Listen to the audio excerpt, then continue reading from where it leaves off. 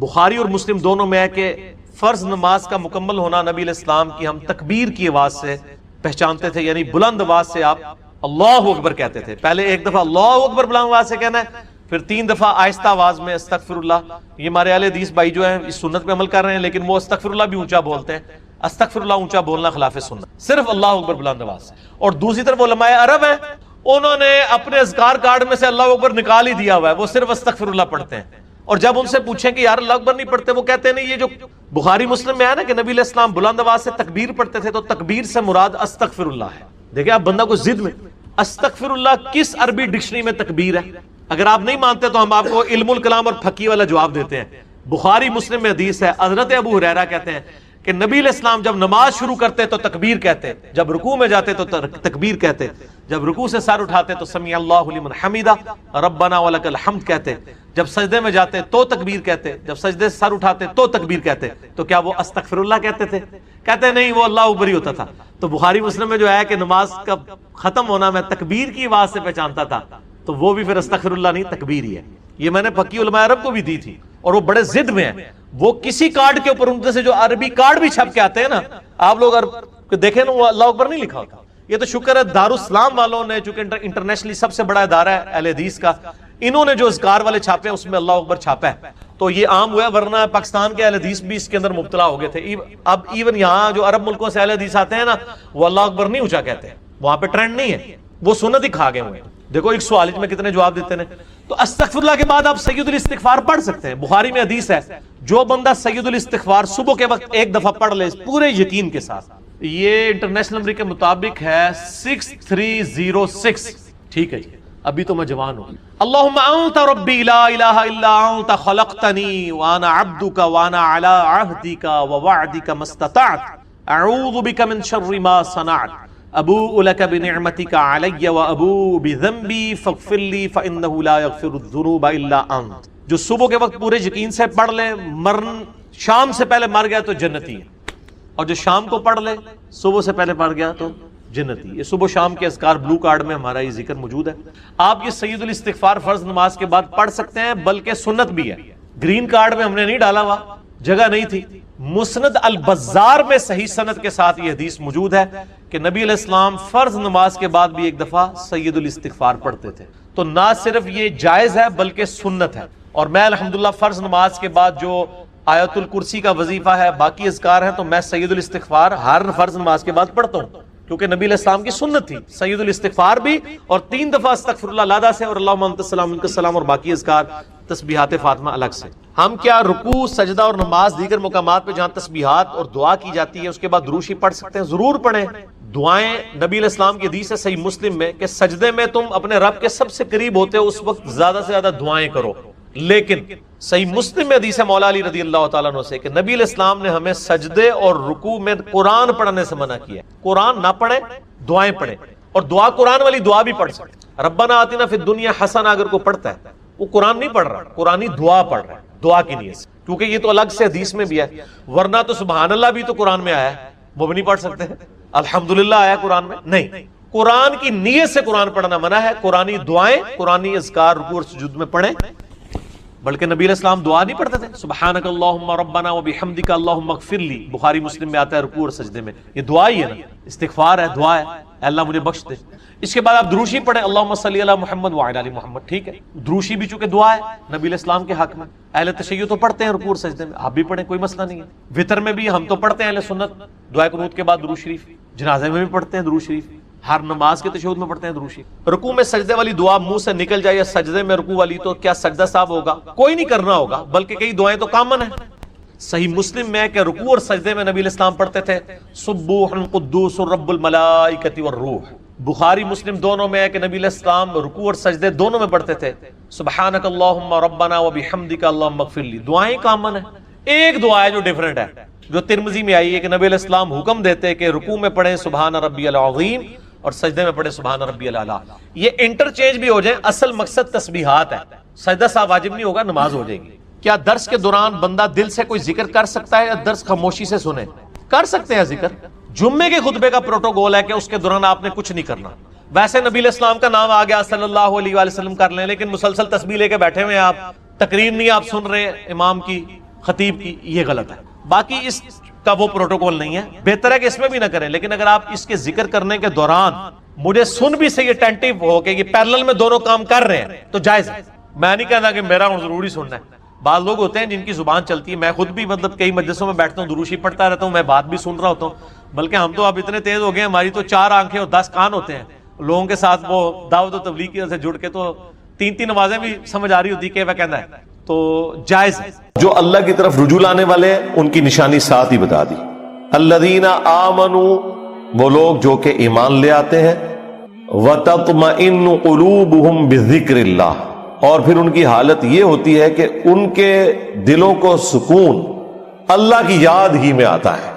الا بذکر اللہ تطمئن القلوب، آگاہ ہو جاؤ، اللہ کے ذکر ہی میں دلوں کا سکون ہے۔ یہ سورۃ الرعد کی آیت نمبر 28 کا وہ پورشن ہے جو ہم نے اپنے دونوں اذکار کارڈ، صبح شام کے اذکار کارڈ اور فرض نماز کے بعد اذکار کارڈ کے اوپر یہ آیت ٹاپ کے اوپر لکھی ہوئی ہے۔ آگاہ ہو جاؤ، کان کھول کر سن لو کہ اللہ کی یاد میں، اللہ کے ذکر میں ہی دلوں کا سکون ہے۔ اب یہ آیت ایسی ہے کہ اگلا پورا درس اور کئی ایک لیکچر صرف اس ایک آیت کے اوپر ہو سکتے ہیں اگر کراس ریفرنس میں ہم آیات اور احادیث کو کنسیڈر کریں۔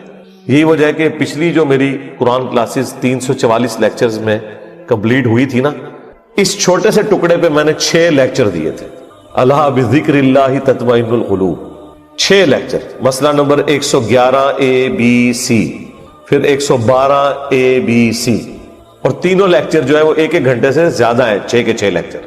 تو جسے شوق ہے تو وہ دیکھ لے، صبح شام کے اذکار پہ میری ویڈیو انہی قرآن کلاسز میں سے کاٹ کے الگ اپلوڈ کی گئی، اس میں نے اذکار کارڈ بھی سارے کور کیے ہیں کہ یہ صبح شام کے اذکار ہیں، یہ فرض نماز کے بعد کے اذکار ہیں، پھر کون کون سی قرآن کی صورتیں ہیں، ان کے کیا کیا فضائل ہیں، پھر ذکر کے فضائل کیا ہیں، کراس ریفرنس کے طور پہ قرآن سے آیات، ذکر کی اقسام کیا ہے۔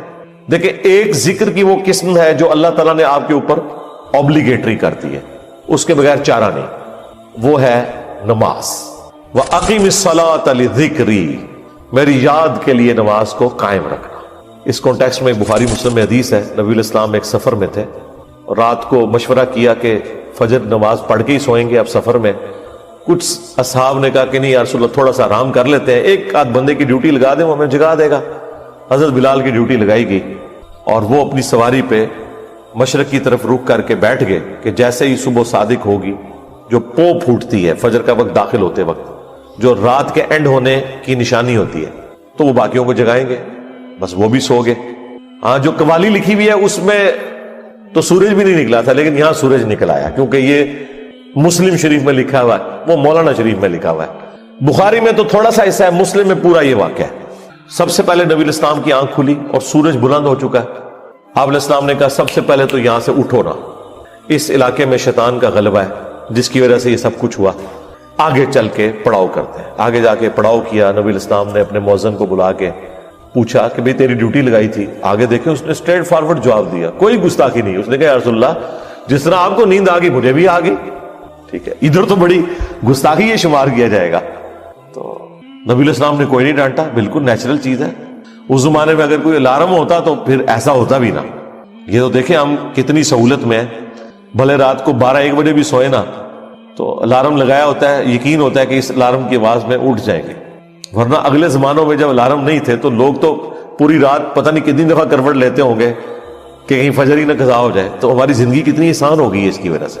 پھر نبی علیہ السلام نے اذان دلوائی اور سورج بلند ہے، اور صحابہ کرام کہتے ہیں فجر کی نماز آپ نے جماعت سے پڑھائی، سورج نکلی ہوئی حالت۔ سلام پھیرنے کے بعد آپ نے فرمایا کہ اگر کوئی شخص سویا رہ جائے یا بھول جائے تو جیسے ہی اسے یاد آئے، جیسے ہی اس کی آنکھ کھلے، وہ والی نماز پڑھ لے، اس کے لیے وہی اس نماز کا ٹائم ہے، اس کے لیے۔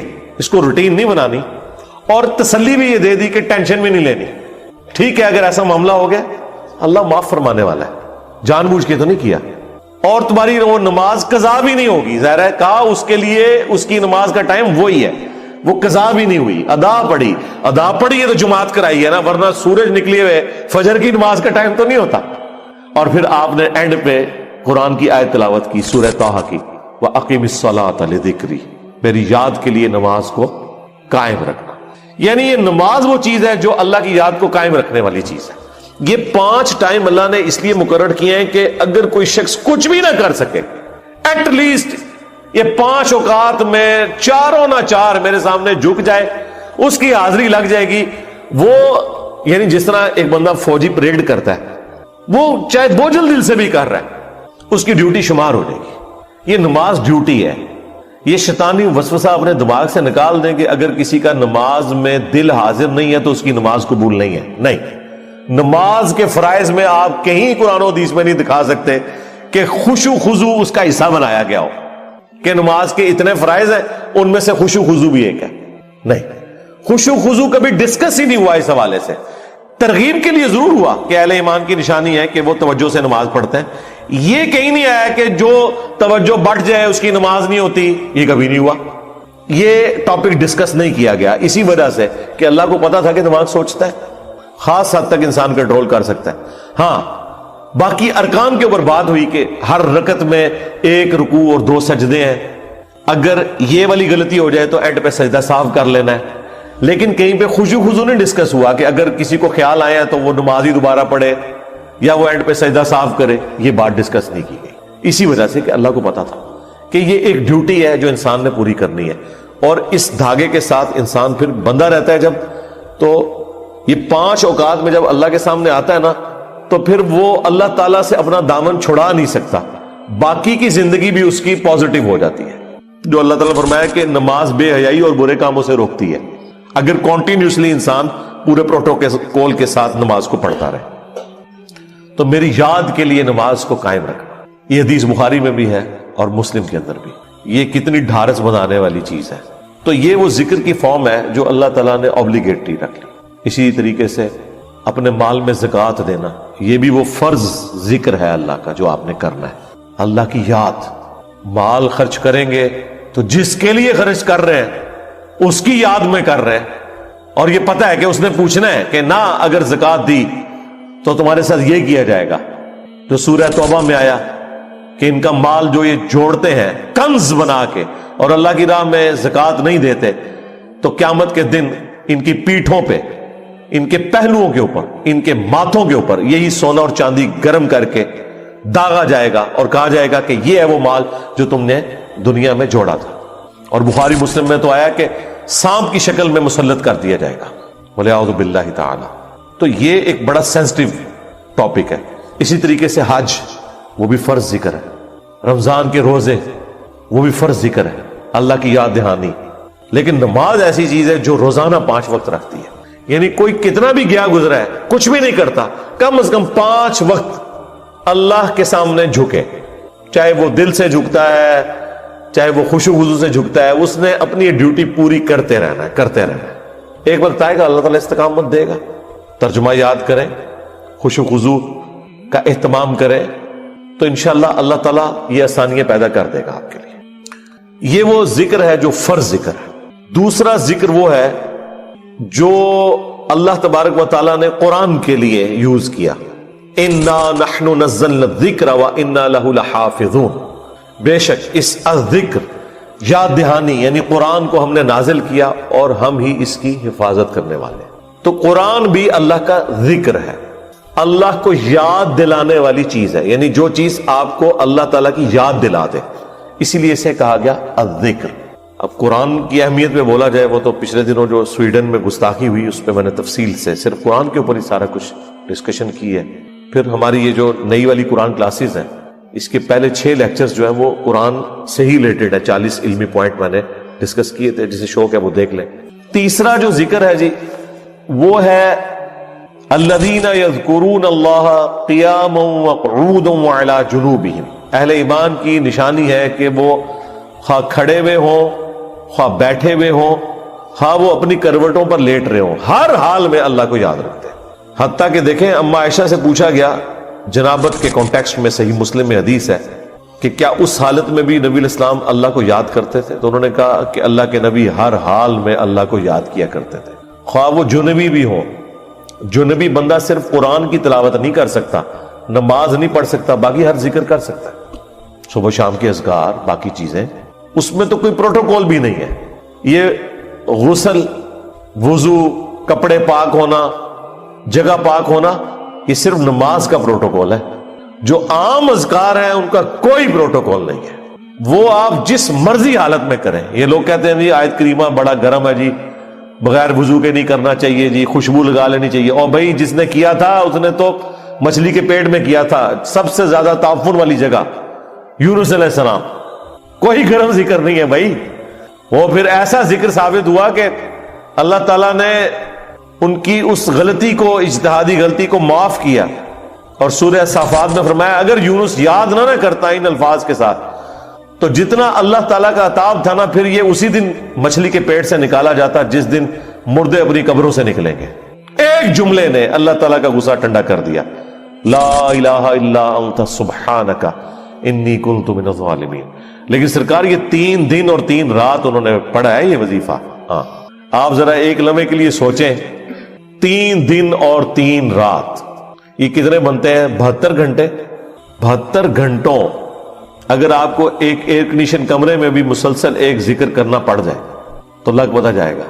آپ ذرا اس شخص کے بارے میں امیجن کریں جو مچھلی کے پیٹ میں گپ اندھیرا ہے اور یہ بھی نہیں پتا کہ میں یہ کروں گا تو مجھے معافی بھی ملے گی کہ نہیں، اور وہ مسلسل ذکر کیے جا رہا ہے اور یہ بھی نہیں پتا کہ کتنا عرصہ میں نے یہ ذکر کرنا ہے، اور وہاں پہ بھی کسی کرسی میں نہیں بیٹھے ہوئے ہیں. مچھلی کے پیٹ کے اندر کیا حالت ہوگی.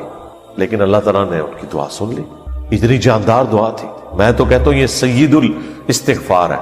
لا الہ الا انت سبحانک، اے اللہ تیرے سوا کوئی معبود نہیں، تو تو غلطیوں سے پاک ہے. انی کنت من الظالمین، میں انسان ہوں تو میں تو غلطی کروں گا.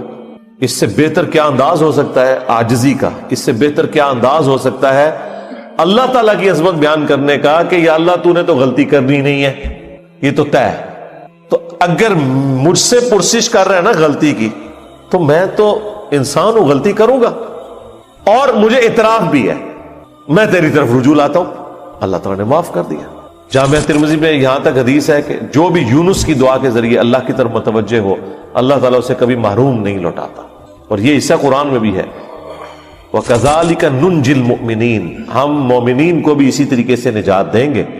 جب یہ دعا آئی نا سورہ الانبیاء میں تو ساتھ یہ بھی ذکر آیا کہ انبیاء کی جو یہ دعائیں ہیں، خصوصاً یہ والی دعا یونس علیہ السلام کی، کوئی مومن بھی مانگے گا ہم اسے بھی نجات دیں گے. کہ یار اس وقت اہل بیت کے خلاف ایک پوری مہم کھڑی کی گئی. آپ کو پتہ نا یہاں پہ امیر شام کے نام کے نعرے بھی لگوائے گئے. تو میں نے کہا جی ہم نے تو کاؤنٹر نیریٹو کھڑا کر دیا اس کے اوپر. تو بتانے لگے ایک کسی شیعہ ذاکر پورے اس ایک کمیونٹی کے بارے میں، وہ کہتے ہیں ہم ان کو ملینز آف روپیز سالانہ دیتے تھے، لیکن بعد میں پتہ چلا کہ وہ تو شرابیں پیتے ہیں اور عیاشیاں کرتے ہیں. وہ کہتے ہیں یہ اہل بیت کے نام کے اوپر جب اہل بیت کے دفاع کی باری آئی ہے تو یہ خود کون سے کرتوت کر رہے ہیں. اب الحمدللہ اہل تشیع کے اندر بھی اویئرنس آ رہی ہے، جیسا کہ بریلویوں کے اندر اویئرنس آئی کہ پیروں فقیروں نے ہمیں دھوکے میں رکھا ہوا ہے، یہ ہمارے نذرانوں سے یاشیاں کر رہے ہیں. یہی آپ کو یاشیاں شیعہ کے ہاں ذاکرین میں بھی نظر آئیں گے. وہ سارے وہ والے کام کر رہے ہوں گے، اچھے لوگ بھی ہیں لیکن برے لوگ بھی بیچ میں. تو ایسے لوگوں کو ممبروں پہ نہ آنے دیں، ان لوگوں کا خرچہ نہ اٹھائیں، اور یہ جو سید کے نام کے اوپر عزتیں ویل کر رہے ہیں نا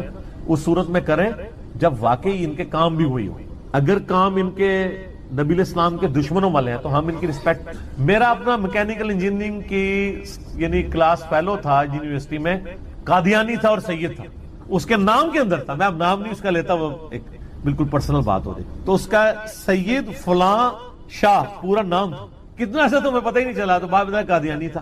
اب کیا ہمارے اہل تشیع کے ہاں جو سید ہیں اس کو سید ماننے کے لیے تیار ہو جائیں گے؟ نسل تو ہے نا، جینز تو ہے نا. وہ کہیں گے نہیں تعلیمات چھوڑ دیں. تو سر آپ تعلیمات چھوڑ دیں اور آپ ہمیں کہیں کہ آپ امتی ہو. سر ہم امتی سیدوں کے نہیں ہیں، امتی تو نبی علیہ السلام کے لیے. یار مولا علی بھی کبھی، مولا علی نے یہ دعویٰ نہیں کیا کہ یہ میری امت ہے، وہ بھی اپنے آپ کو غلام محمد ہی کہتے تھے. آپ شیعہ کا جو سلوگن دیکھیں وہ تو بالکل ٹھیک ہے، محمد اور آل محمد. آل علی نہیں کہتے ہیں، علی نہیں سر، سینٹرڈ پوائنٹ محمد صلی اللہ علیہ وآلہ وسلم کی ذات ہے، جس کی جو بھی عزت ہے وہ نبی علیہ السلام کی نسبت کی وجہ سے، جس کا جو بھی مرتبہ ہے وہ ان کی نسبت کی وجہ سے. اگر نبی علیہ السلام کو بیچ میں سے نکال دیتے ہیں پھر کوئی شخص کوئی مرتبہ ویل نہیں کرتا. تو محمد اور آل محمد، حالانکہ دیکھیں اولاد علی ہے لیکن نام کیا بولا جاتا ہے؟ آل محمد. کیوں؟ یہ اللہ نے رشتہ کروایا ویسے. سنن نسائی میں صحیح سند کے ساتھ حدیث ہے, پہلے حضرت ابوبکر نے رشتہ مانگا تھا نبی علیہ السلام سے سیدہ فاطمہ کے لیے, جب تک کہ حضرت ابوبکر خود سسر نہیں بنے تھے. نبی علیہ السلام نے کہا میری بچی چھوٹی ہے, پھر حضرت عمر نے مانگا, فرمایا چھوٹی ہے, پھر حضرت علی نے مانگا تو رشتہ کر دیا. پہلی حدیث صحیح بخاری, اور یہ وہ آیت ہے جس کے بارے میں نے کہا تھا کہ آپ کسی بھی پاکستان کے چوک میں یہ آیت اگر تلاوت کر دیں ترجمے کے ساتھ, بھلے آپ اعلیٰ حضرت کا ہی ترجمہ پڑھ دیں, تو آپ کا غیبانہ نماز جنازہ ہمیں پڑھنا پڑ جائے گا. اتنا حوصلہ ہی نہیں کہ یہ آیت کوئی سن سکے. سورۃ الاعراف آیت نمبر 188. اگر نبی علیہ السلام کا یہ سٹیٹس ہے تو بابت شاہی کوئی نہیں. قُلْ لَا أَمْلِكُ لِنَفْسِي نَفْعًا وَلَا ضَرًّا, اے نبی تم فرماؤ میں تو اپنی جان کے لیے بھی کسی بھی نفع اور نقصان کا مالک نہیں ہوں, اِلَّا مَا شَاءَ اللَّهُ, مگر جو اللہ چاہے. اب اس کو اسی آیت میں پھر کھولا گیا کہ اس سے مراد کیا ہے نفع نقصان کا مالک نہیں ہوں. وَلَوْ كُنْتُ أَعْلَمُ الْغَيْبِ, اگر میں خود سے غائب جان لیتا, مجھے پتا چل جاتا کہ مستقبل میں کیا ہونے والا ہے, لَسْتَكْثَرْتُ مِنَ الْخَيْرِ, تو میں خیر کثیر جمع کر لیتا. وَمَا مَسَّنِيَ السُّوءُ, اور مجھے کبھی کوئی برائی نہ پہنچتی, کوئی تکلیف نہ پہنچتی, میں پہلے ہی اس کے لیے کوئی معاملات کو سیٹل کر لیتا ہے. نبی علیہ السلام کو اگر پہلے یہ پتا چل جاتا کہ ایگزیکٹلی کیا ہونا ہے, ویسے تو بخاری میں آتا ہے نبی علیہ السلام کو احد کے موقع پر ایک خواب دکھایا گیا تھا کہ آپ کے سامنے ایک گائے ذبح ہو رہی ہے, تو آپ کو یہ کلک کر گئی کہ کل یہ دن مشکل ہونے والا ہے مسلمانوں پر. لیکن ایگزیکٹلی کیا ہوگا کہ وہ 50 تیر انداز میں سے 35 جو ہے وہ درہ چھوڑ دیں گے. حالانکہ بخاری میں الفاظ تھے, نبی علیہ السلام نے کہا کہ تم دیکھو کہ ہماری لاشوں کو چیل کوے بھی اٹھا رہے ہیں نا, تب بھی تم نے یہ درہ نہیں چھوڑنا. اس سے زیادہ اور کیسے سمجھایا جاتا, لیکن ہو گیا وہ. اس کی وجہ سے نبی علیہ السلام کے بھی دانت شہید ہوئے, 70 کے قریب صحابہ شہید ہوئے, صرف ان 35 بندوں کی نافرمانی کرنے کی وجہ سے. اس پہ میں جملہ بولتا ہوں کہ اگر نبی دنیا میں موجود ہوں اور نبی کے ماننے والے نبی کی نافرمانی کریں, تو اس کا رزلٹ یہ نکلتا ہے کہ باقی مسلمان بھی تکلیف کاٹتے ہیں, خود نبی بھی تکلیف کاٹتے ہیں. آج تو نبی دنیا میں موجود نہیں ہے. آج اگر ہم اللہ اور اس کے رسول کی نافرمانیاں کریں گے تو ہمیں یہ کون سا تکبر ہے کہ نبی علیہ السلام کی دعاؤں کا حصہ ہمیں مل جائے گا, جب نبی دنیا میں موجود تھے اور چند لوگوں نے نبی علیہ السلام کی نافرمانی کی, اس کی پاداش میں اللہ تعالیٰ نے نبی علیہ السلام کے بھی دانت شہید ہوئے, 70 صحابہ بھی شہید ہو گئے. اگر لحاظ ہونا چاہیے تھا وہاں ہوتا نا. یہ اللہ تعالیٰ نے ایگزامپل سیٹ کی کہ یہ نعرے مارنے چھوڑ دو, جو کچھ بھی ہے تیرے محبوب کی امت سے نہ, محبوب کی اتباع کرو گے پھر یہ نسبت بھی کام آئے گی. تمہیں تو یہی بتایا گیا نا کہ نبی نے شفاعت کرنی ہے, یقیناً کرنی ہے, یہ تو سب کو پتا ہے. لیکن جو شکایت لگانی ہے, وقال الرسول یا رب ان قوم اتخذوا هذا القرآن مہجورا, نبی شکایت کریں گے کہ میری امت نے قرآن کو پیٹ کے پیچھے ڈال دیا تھا. سورۃ الفرقان سورت نمبر 25 آیت نمبر 30. یہ نہیں آپ کو بتایا گیا. ان انا الا نذیر وبشیر لقوم یؤمنون, میں تو نہیں ہوں مگر ڈر سنانے والا اور خوشخبری دینے والا ان لوگوں کے لیے جو بات ماننا چاہیں, جو ایمان لانا چاہیں. یہ آیت بالکل کلیئر کٹ بتا رہی ہے کہ نبی علیہ السلام اپنی جان کے لیے بھی نفع نقصان کے مالک نہیں ہے, کسی کو تو آپ چھوڑ دیں. نمبر 2, غائب خود سے نہیں جانتے. ہاں اللہ تعالیٰ بتائے تو وہ تو نبی ہوتا ہی وہ ہے جسے غیبی خبریں ملے. نبی کے لیے جو علم غیب نہیں مانتا وہ گمراہ نہیں, کافر ہے. یہ بنیادی عقیدہ ہے. وما كان الله ليطلعكم على الغيب, اللہ کی یہ شان نہیں کہ ہر ایک شخص کے اوپر غیب کی خبر جو ہے وہ دے اسے. ولكن الله يجتبي من رسله من يشاء, بلکہ اللہ تعالیٰ اپنے رسولوں میں سے چن لیتا ہے جسے چاہتا ہے. تو رسول ہوتا ہی وہ ہے جس کے پاس غیبی خبریں آتی ہیں. وہ جتنا اللہ تعالیٰ بتاتا ہے وہ امت تک پہنچا دیتے ہیں. خود سے نہیں جانتے بلکہ اللہ تعالیٰ کے بتانے پر, اور جتنا اللہ تعالیٰ بتاتا ہے. اسی آیت کا ایک ورژن جو ہے وہ سورۃ الانعام میں سورت نمبر 6 میں آیت نمبر 50 ہے, لیکن اس میں کچھ اور الفاظ ہیں. ورنہ یہ آیت بھی کافی تھی، لیکن میں نے وہ اسی لیے ڈالی کہ کچھ الفاظ اس میں مزید ایڈ ہیں، اسی مفہوم کی آیت ہے. قل لا اقول لكم عندي خزائن اللہ، اے نبی تم فرماؤ میں تو یہ نہیں کہتا کہ میرے پاس اللہ کے خزانے ہیں. یہ کہتے ہیں بخاری مسلم میں ہے کہ نبی الاسلام کو اللہ تعالیٰ نے کہا کہ خواب دکھائی گئی کہ زمین کے خزانوں کی چابیاں دے دی گئی ہیں. اور بھائی اس سے مراد رومنز اور پرشینز کے جو خزانے تھے مسلمانوں کے پاس آنے تھے، نبی صلی اللہ علیہ وآلہ وسلم کو خوشخبری دی گئی کہ آپ کی امت وہاں تک پہنچ جائے گی. انہوں نے کہا نہیں، جو کچھ زمین میں ہے وہ نبی الاسلام تقسیم کر رہے ہیں، خزانے دے دیے گئے ہیں. تو قرآن اس کے لیے ہے، اے نبی تم فرماؤ کہ میں یہ دعویٰ نہیں کرتا کہ میرے پاس اللہ کے کوئی خزانے ہیں. ہاں جب اللہ تعالیٰ نے دیے وہ آپ کی امت تک بھی پہنچے وہ معاملہ الگ ہے. اور جی بخاری مسلم میں حدیث ہے کہ اللہ دیتا ہے میں تقسیم کرتا ہوں. آدھی حدیث بھائی پوری حدیث ہے. اللہ تعالیٰ جس کے ساتھ بھلائی کا ارادہ فرماتا ہے اسے دین کی سمجھ بوجھ عطا فرما دیتا ہے. دیتا اللہ ہے، تقسیم میں کرتا ہوں. یعنی یہ دین جو ہے یہ اللہ تبارک و تعالیٰ نے میرے اوپر نازل کیا، میں تو صرف اس دین کو تمہارے اندر تقسیم کرنے کے لیے آیا ہوں، تمہیں بتانے کے لیے آیا ہوں. یہ اللہ کی مرضی ہے کہ کس کے ساتھ بھلائی کا ارادہ فرمائے. اس پہ امام بخاری نے بھی باقاعدہ باب باندھا ہے کہ اللہ تعالیٰ جس کے ساتھ بھلائی کا ارادہ فرماتا ہے اسے دین کی فکر عطا فرما دیتا ہے. اعلیٰ حضرت نے پورا شعر لکھ دیا، رب ہے معطی یہ ہے قاسم، رزق اس کا ہے کھلاتے یہ ہے. وہ کہتے نہیں، وہ بخاری میں لکھا ہے اللہ دیتا ہے میں تقسیم کرتا ہوں، لہذا یہ کھاتے ہیں تیرے در کا، پیتے ہیں تیرے در کا. اندازہ کریں. اور اب مجھے بتائیں کوئی یہ کہ سرکار غوث اعظم نظر کرم خدارا میرا خالی کا سا بھر دو، اور نسو ادھروں ہے نکلو ادھروں، کیونکہ میرے نبی سا ہے ہی کوئی نہیں، تیرے بابے تھے شاہ ہی کوئی نہیں، بلکہ شاہ ہی کوئی نہیں. ہاں اب یہ دیکھیں، اے نبی تم فرماؤ میں نہیں کہتا میرے پاس کوئی اللہ کے خزانے ہیں، ولا اعلم الغیب، نہ میرا یہ دعویٰ ہے کہ میں خود غیب جان لیتا ہوں. ہاں جو اللہ وہی کرتا ہے وہ تو بالکل علم غیب کا عقیدہ ہم مانتے ہیں. ولا اقول لکم انی ملک، اور نہ میرا یہ دعویٰ ہے کہ میں فرشتہ ہوں، نوری مخلوق. نور ہے، نور ہدایت ہے. جو نبی الاسلام کو نور ہدایت نہ مانے وہ گمراہ ہے، لیکن سپیشی آپ کی بشر ہے. وہ سورہ بنی اسرائیل میں ہے کہ اگر زمین پر فرشتے آباد ہوتے تو فرشتوں میں پیغمبر آتا، چونکہ انسان آباد ہے تو انسانوں میں پیغمبر آئے گا. یہاں پہ بھی آ گیا، میں یہ نہیں کہتا میں فرشتہ ہوں، کوئی میں نوری مخلوق ہوں، میں انسان ہوں. ان اتبع الا ما یوحى الی، میں تو خود اسی کی پیروی کرنے والا ہوں جو میری طرف وحی کی جاتی ہے. قل هل يستوي الاعمى والبصير، اے نبی ان سے فرماؤ بھلا بتاؤ کہ اندھا اور آنکھ والا برابر ہو سکتے؟ افلا تتفکرون، تو کیا تم غور نہیں کرتے؟ ہم بھی نہیں یہ کہیں گے کہ اندھو، عقل کے اندھو، قرآن و سنت سے دور بھاگنے والوں، تم اور قرآن و سنت والے کبھی بھی برابر نہیں ہو سکتے. تم اپنے بابوں کے دین کے اوپر ہو، صرف ان بابوں کو مانو جو کتابوں کو مانتے ہیں، کیونکہ عزتیں ان بابوں نے اویل کی تھیں کتابوں کی وجہ سے. چندے بٹورے تھے انہوں نے اللہ اور اس کے رسول کے نام کے اوپر، عز و جل و صلی اللہ علیہ وآلہ وسلم.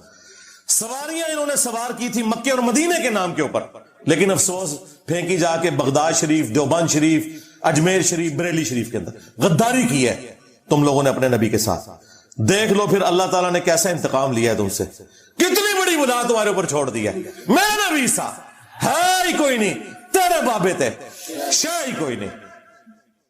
تو غلام آزاد کرنے کا ثواب ملے گا. سر روزہ اگر آپ توڑ بیٹھیں تو ایک غلام آزاد کرنا پڑتا ہے، تو 100 روزوں سے بھی کے برابر یہ آپ سمجھ لیں. 100 دفعہ الحمدللہ پڑھ لیا کرو، تمہیں 100 گھوڑے اللہ کی راہ میں جہاد کے لیے بھیجنے کا ثواب ملے گا.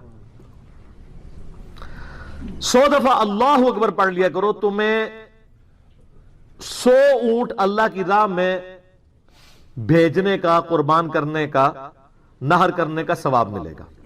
100 اونٹ، سر ایک اونٹ کی قیمت آلموسٹ 2-2.5 لاکھ روپے، کروڑوں روپے کا وظیفہ ہے جی، ملینز آف ڈالرز کا یہ وظیفہ ہے فری میں. اور 100 دفعہ لا الہ الا اللہ پڑھ لیا کرو، یہ زمین و آسمان کے درمیان جتنا فاصلہ ہے اس کو ثواب سے بھر دے گا. سر لا الہ الا اللہ کے پھر برابری کون کر سکتا ہے؟ وہ حدیث بطاقہ ہے نا، کاغذ کے پرزے والی حدیث جامع ترمذی میں، کہ ایک شخص کے 99 دفاتر گناہوں کے کھولے جائیں گے